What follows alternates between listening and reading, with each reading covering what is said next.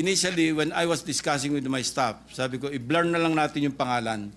No, kasi nag-iisa yung mame-mention. But the day before I delivered the speech, sabi ko, teka muna, bakit ba tayo magko-cover up sa kanya? Siya naman ang umaamin. Nakalagay, funded by his office. Tapos nakalagay doon, congressional allocation, accomplishment report. And right away, he understood where he was coming from when he was reluctant during my interpellation to accept my supposed amendments na i-identify natin yung mga proponents ng mga amendments. When we had this one-on-one talk or discussion, paano naman Senping, sabi niya, marami tayo, may mga kasamahan naman tayo dyan, mahilig lang magpadagdag, hindi naman naghahanap kung saan kukunin yung pandagdag. And siyempre, ako tagahanap noon, being the chairman, magagalit naman sa akin yung mga agencies na binawasan ko para idagdag doon sa mga advocacies, doon sa mga proposed amendments ng ating mga kasamahan. And that's the reason why I counter-proposed to him na okay, accepted, pero baka pwedeng, pag nakita ko may umusbong sa isang agency, pwede ko bang tanungin sa iyo kung sino yung responsible na nagpadagdag sa isang agency? And he agreed. No? And that was good enough for me because I thought at the time that the outcome would be the same. No?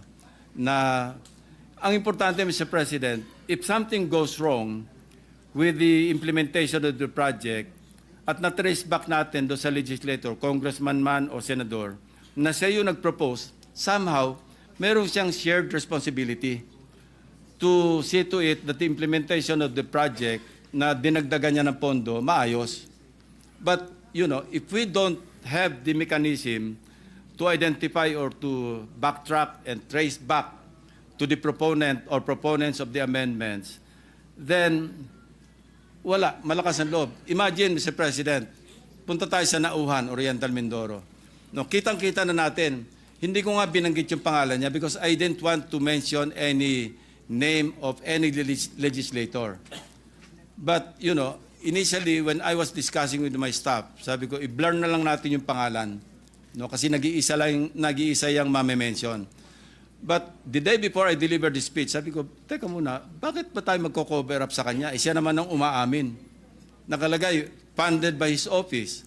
Tapos nakalagay doon, congressional allocation, accomplishment report.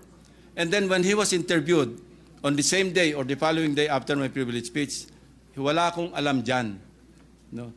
But I also pointed out in my privilege speech na sa NEP, 810 million lang yung nandun eh. Pero nangyari, pagdating ng GAA, naging 1.9 billion. So sino ngayon nagpasok ng 1.1 billion? Worse, Mr. President, hindi pa sa regular budget kinuha.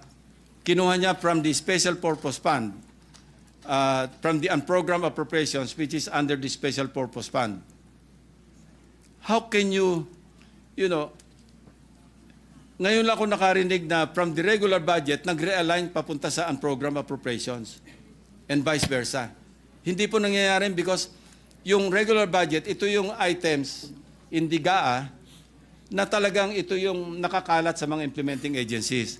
Now, unprogrammed appropriations under the Special Purpose Fund, ang tawag po dito, standby fund, augmentation.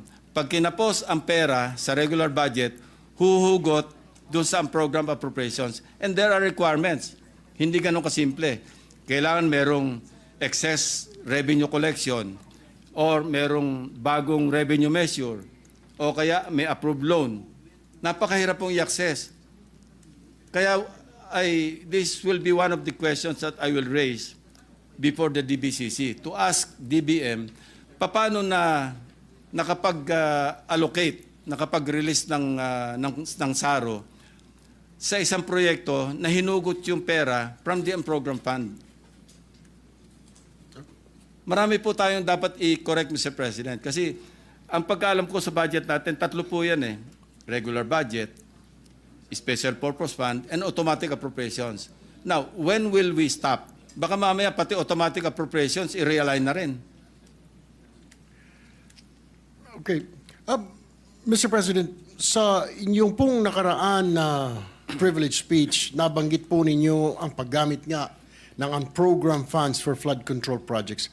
Maaari niyo po bang ipaliwanag, for the record, paano itong mga pondo na ito na na-access at nagagamit despite their nature as one program, Mr. President? Hindi ko pa maipapaliwanag yan kasi mahirap pong gawin yan eh. Ang pwede magpaliwanag dyan, DBM. Paano na-access yung unprogrammed appropriations para i-allocate sa flood control project. Ang masama, substandard pa. Sa inyo pong research, Mr. President, were there instances where unprogrammed funds used to finance projects that turn out to be anomalous, incomplete, or even non-existent? Yes, Mr. President. Doon nga, sa case study namin sa Oriental Mindoro, yung 1.1 billion na nanggaling sa unprogrammed appropriations, yung iba doon nahugot para gawin yung isang proyekto na substandard. Kaya nga tigas ng katatanggi yung congressman eh, na hindi akin yan. After owning up, no, by way of billboards, banners, even on Facebook, na siya mismo yung nag-post, na ako yung nag-allocate, talagang ano, sabi ko nga, mapag-angking congressman. Now, it's very easy to deny na siya yung responsible sa realignment or sa insertion because hindi mo matitrace eh, walang record. Sa House kasi, di ba, sabi nga ni Congressman Toby Tiangco, small committee. No? Isasabit sa small committee and then bahala na, wala nakakaalam, walang record. Even in our case in the Senate, di ba ang practice natin, magko-caucus tayo, and then the chairman or chairperson will just ask the individual members, magsubmit na kayo ng individual amendments. I understand the predicament of the chairman, Mr. President, because if we tackle everything on the floor, hindi tayo matatapos. Kaya ginagawa na lang, for exigency, magsubmit na lang kayo ng written amendments. But, Mr. President, sana man lang, alam natin kung sino yung nag-submit ng written amendments. Kasi meron daw tayong kasama rito, magdadagdag sa isang department ng 5 billion. Wala namang kasama kung saan kukunin. I think we should be responsible enough na pag nagdagdag tayo sa isang department, sa isang agency, tayo na rin ang humugot kung saan kukunin. Para kumpleto kasi zero sum yan, Mr. President. Para bang plus minus, we will end up with the same sum, total. Kasi we cannot increase the budget. We can only reduce or maintain the total net total of the items or the funds for that particular GAA. Mr. President, you also mentioned coded budget in Bulacan First District. There were 28 projects all pegged in 77.199 million. Sa dinami-dami po ng ahensyang naghimay-himay ng budget, bakit po nakalusot? Bakit ngayon lang natin ito nakita? Bakit tila hinayaan natin na mangyari ito, Mr. President? The same question lingers in my mind, Mr. President. Paano nangyari? I cannot answer your question, Mr. President. Mr. President, sa darating po na budget deliberation, paano po ito dapat bantayan, lalo na ng mga parte ng inyo pong grupo ng minorya? Well, sa akin, one good deterrent is to identify the proponents of the amendments or insertions. Malaking deterrent po yun. Kasi sa ngayon, malalakas ang loob na mag-insert in the billions or tens of billions of pesos. Kasi alam nila, hindi naman sila ma-identify eh.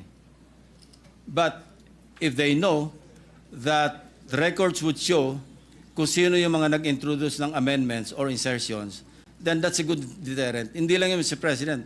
Sabi ko nga kanina, there will be a shared responsibility on the part of the proponent or proponents to really monitor yung implementation ng mga proyekto na sila mismo yung responsible for the insertion. Mr. President, to